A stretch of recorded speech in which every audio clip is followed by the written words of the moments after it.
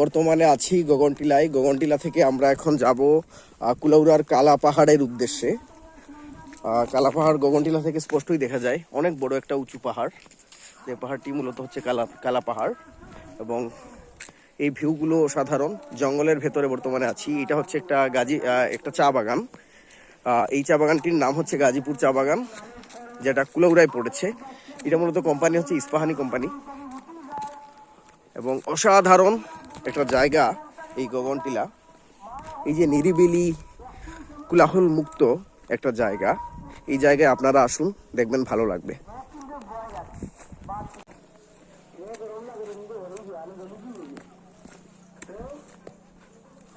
Hi everyone, আমি কৃষ্ণ।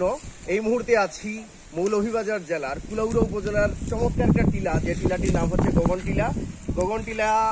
গগনটিলার পাশেই আমরা দেখতে পাচ্ছি একেবারে কালা পাহাড়। এই কালা পাহাড়টি অসাধারণ দেখতে এবং এই জায়গাটা সম্পর্কে অনেকেই জেনে থাকবেন যে এই কালা পাহাড়টা কিন্তু খুবই উঁচু।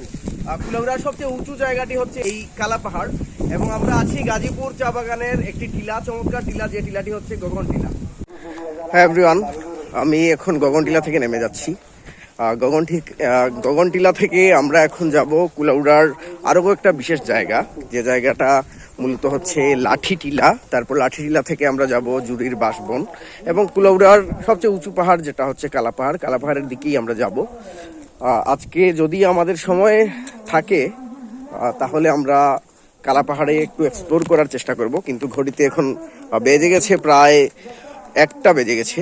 তো 1টা থেকে আমরা এখন কতক্ষণ লাগবে বুঝতে পারছি না, আইডিয়া পাচ্ছি না, কারণ একটাই যদি গগনটিলাই আমাদের 1টা বেজে গেছে অলরেডি এবং গগনটিলা থেকে আমরা এখন যাচ্ছি আর কয়েকটা চমৎকার জায়গায়।